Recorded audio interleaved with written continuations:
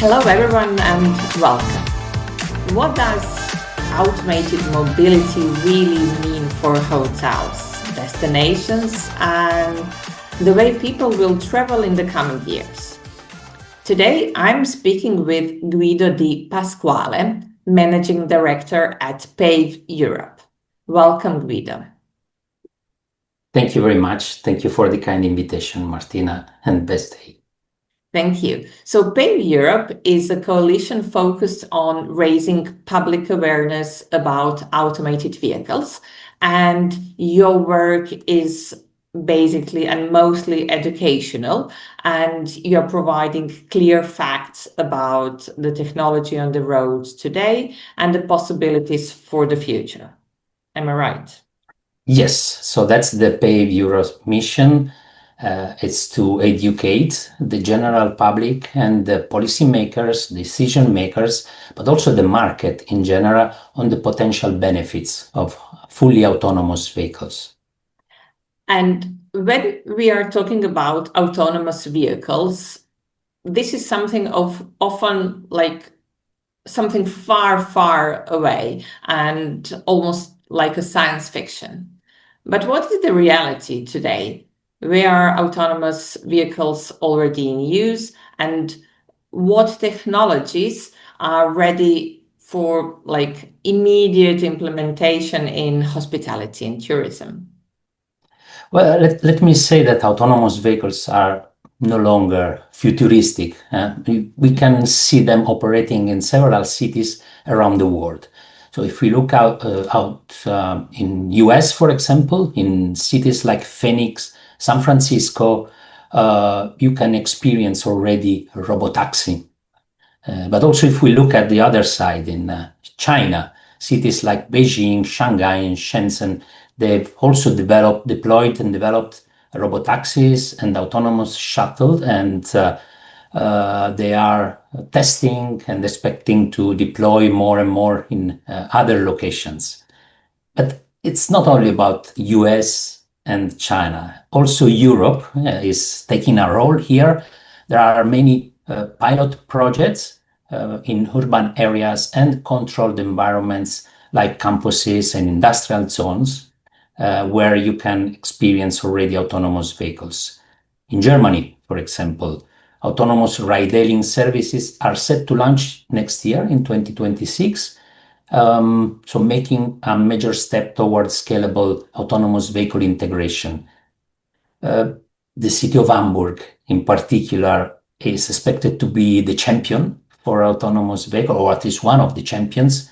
And they are testing barrier-free autonomous minibus with public access expected by 2026. And they also are plans to deploy ride-pooling services with autonomous vehicles. It's not only Germany. In Switzerland, just a few weeks ago, they launched a full-size automated bus in the city of Arbon.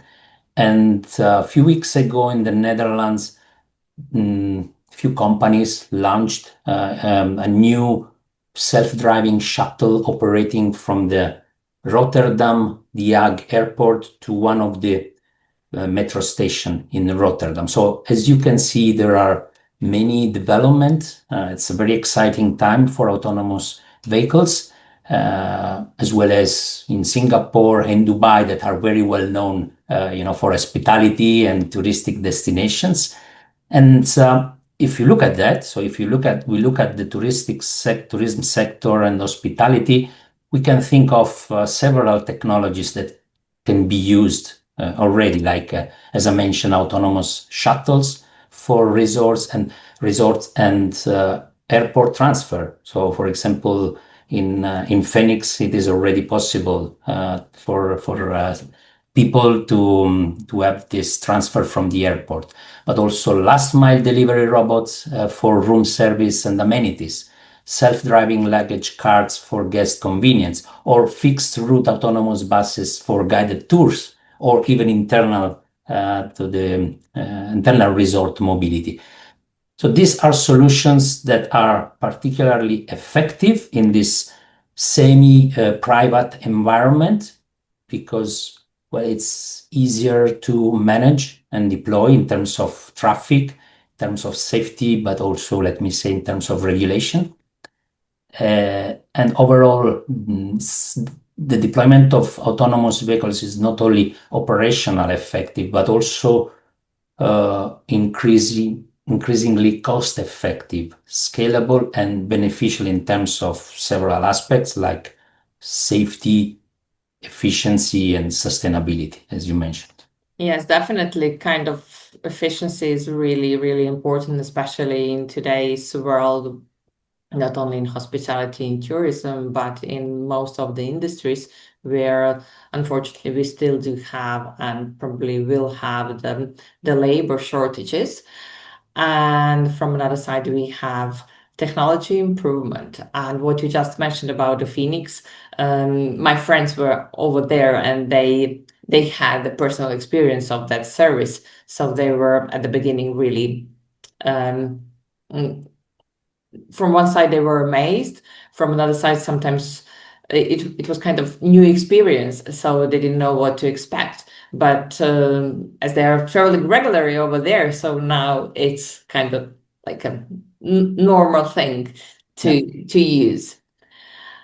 And when we think, Guido, about hotels, resorts, and destinations, you already mentioned a couple of things how autonomous vehicles could be implemented and this kind of the technology. But particularly, how can autonomous vehicles improve guest experience and operations? Can you tell us a little bit more about that? Yes. Imagine arriving at your destination and stepping into a self-driving shuttle or robotaxi, as we mentioned, and that takes you directly to your hotel without waiting or no hassle. We mentioned Phoenix already, so that would be something that guests, I think, would really appreciate. So hotels can integrate autonomous vehicle services to offer reliable, uh, even contactless transportation, while autonomous shuttle connect visitors to remote ecologies and attractions. So let's say bridging this last mile gap that we always have in mobility, and not only in the tourist sector, but in our cities. So these vehicles are convenient, they are sustainable in terms that most of them are electric. Most probably they will be all electric, reducing emissions and supporting green tourism goals. If we look inside the resorts, AVs can automate routine tasks like luggage delivery, room service, freeing the staff to focus on more personalized guest care. So let's say it's removing these boring jobs and give this task to robots, to machines, and leaving the staff to do more valuable services. But also for travelers with mobility challenges. I think this technology can really offer the possibility to have more inclusive and accessible transport options. But also without forgetting that these experiences should be also personalized. So, for example, sightseeing experiences with the integration of artificial intelligence, guided tour. This could really be something that this technology can bring value to the current systems. Of course, there are challenges because the technology, autonomous vehicles must adapt to complex environments. And for this, public trust, maybe we talk about it later, but public trust must be earned so that, you know, it's to enable the deployment of this new technology. Yes, definitely public trust, especially with a technology like this, which is, to be honest, for the most of the people still kind of science fiction. But like you said, it's not, because it's already deployed all around the world. And you just mentioned kind of challenges that there are with this kind of the technology and this kind of the product. And I'm really glad that we are talking about that as well, because introducing new technology always comes with the questions of safety, regulations, and of course, public acceptance. What are the biggest challenges you see in bringing autonomous vehicles into tourism sectors? And how can destinations or hotels and operators build trust among guests and staff? Yeah. Yeah, autonomous vehicles, well, while we deploy and the companies are deploying autonomous vehicles in our cities, also for logistics and for the tourist sector as well, there are some important challenges that we have to face, like safety, regulation, and public acceptance that we just mentioned.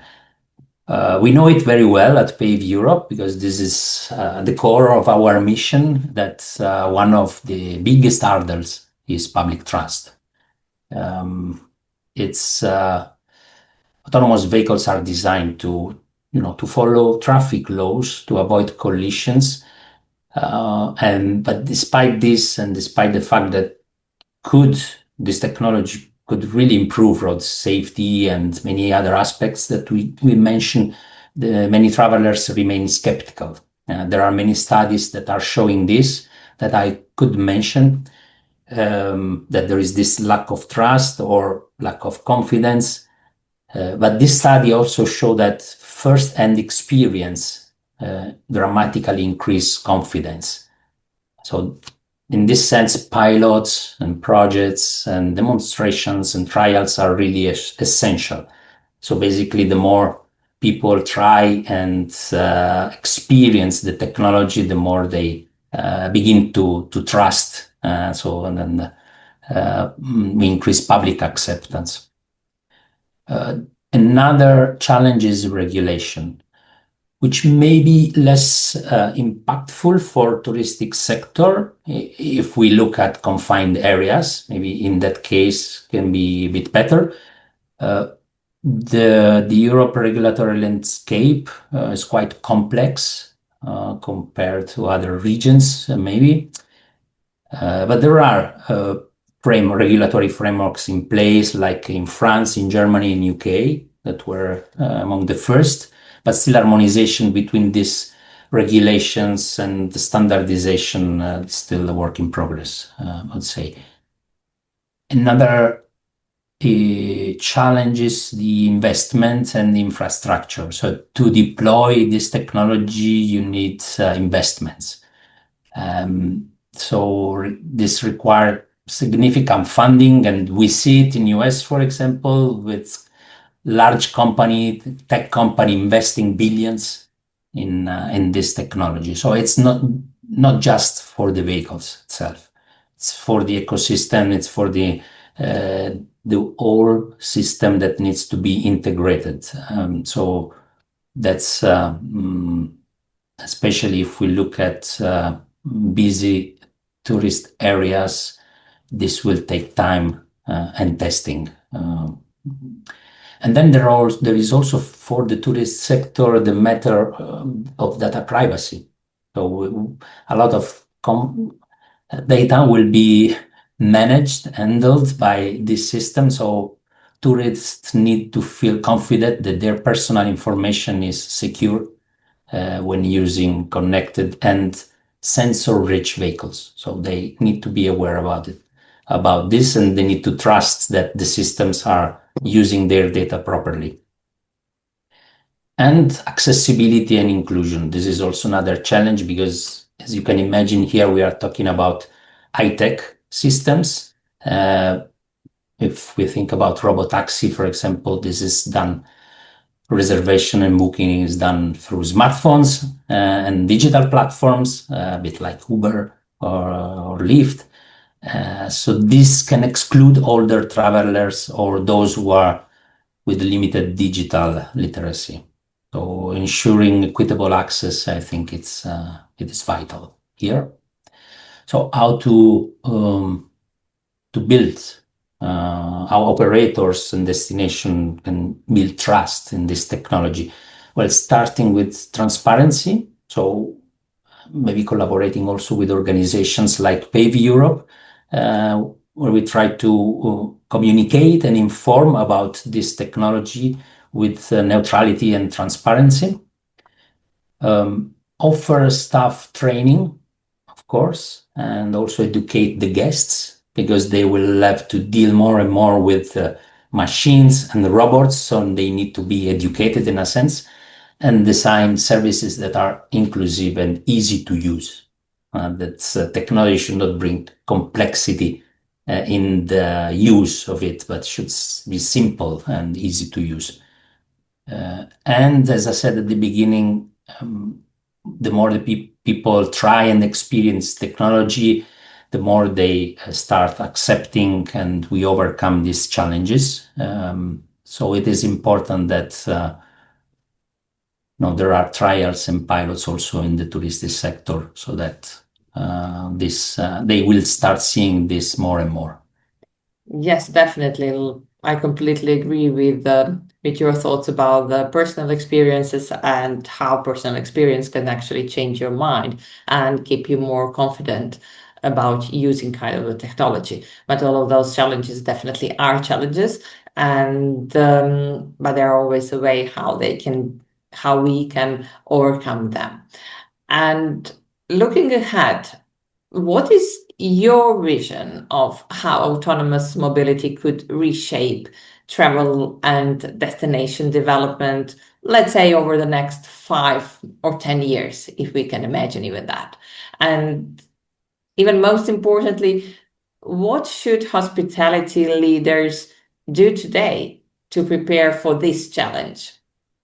Yeah, I think we already touched with these points, but we have experienced in the last 5 years, I would say, a very quick and fast growth of technology, of driverless technology in terms of AI and sensors as well. And we have moved from small pilots to more large scales deployment and demonstrations. So we expect that this to grow faster and faster in the next 5 or 10 years.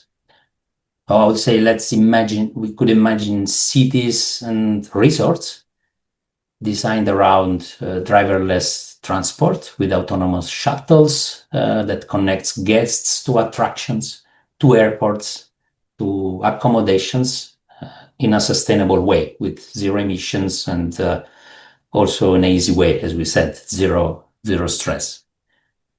Autonomous vehicles can unlock new possibilities.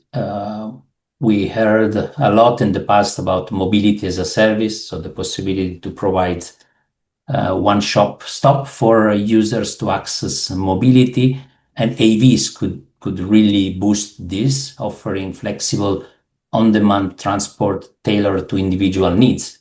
Because then when you remove the driver, you have less cost and have the possibility to provide guests with more and more tailored services in an effective way and cost. So overall, from ride pooling to fixed route services, autonomous vehicle will make travel more efficient, accessible, and sustainable in the next few years. So this is what we expect, but also free our cities, and I think also the destinations and the hospitality centers, or free urban space, reducing also the need for private cars. So this is one of the goals of this technology, and freeing up land for parks, for pedestrian zones and community space. Without forgetting logistics, of course. We don't talk about logistics here because it is more, let's say, guests and oriented, so more for passenger, but logistics will also play an important role for autonomous vehicles in the next 5-10 years, because here you have a real business case for the logistics.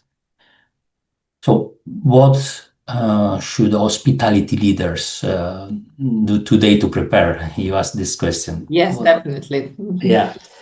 So that's first, maybe start investing in the infrastructure, so to prepare for it, like not only for the charging stations for these autonomous vehicles that will be electric, but also preparing AV-friendly layouts. Collaborate with the technology providers. So this is not, let's say, a traditional way to procure systems and vehicles, but it is more a collaborative approach. And what So, is this AV-friendly layout?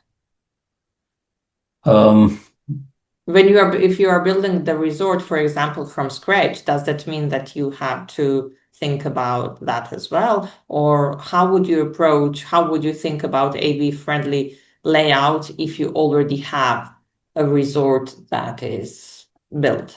yeah, if you build a resort and you have the possibility to design it from scratch, I think uh, it is important to identify what are the needs for the deployment of an autonomous vehicle fleets, curb management, for example, or charging stations, and how to make sure that the fleets of autonomous vehicles can easily be operated by a possible fleet manager if this is not operated directly by the resort manager. So normally it can be a third party.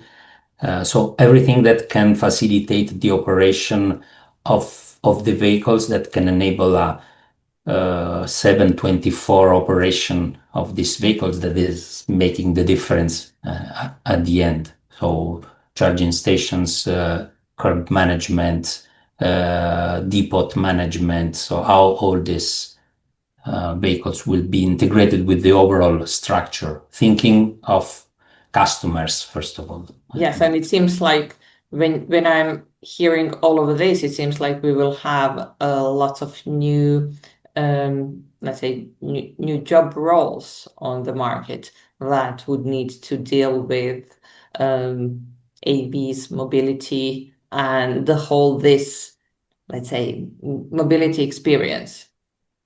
Yeah, I think we have also several projects on this because one of the concerns is what will be the impact on jobs of autonomous vehicles. But in fact, this could really be an opportunity to reskill the staff, to have new type of jobs, of course, and educate the current staff on how to deal and interact with autonomous vehicles. So yes, there will be new type of jobs, and I don't think that this will have a negative impact on the current jobs. So it will be a transition period, and new job will be needed, and education here is also important. But we said it's also important to educate the customers, not only the staff.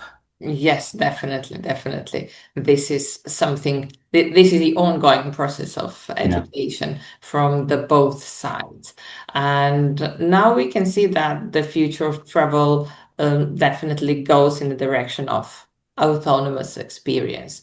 And I'm really excited that at the next best day, we will have the opportunity to have you in person, and that we will have the opportunity to explore even more in details about real case studies that you had the opportunity to work on together with your partners. So definitely it would be some new insights on the current situation of autonomous vehicles and the future possibilities. So Guido, thank you very much for being here today. Thank you, Martina. Thank you. Best day again. And thank you for sharing your insights and actually giving us the clear picture of what automated mobility could mean for the hospitality and tourism industry.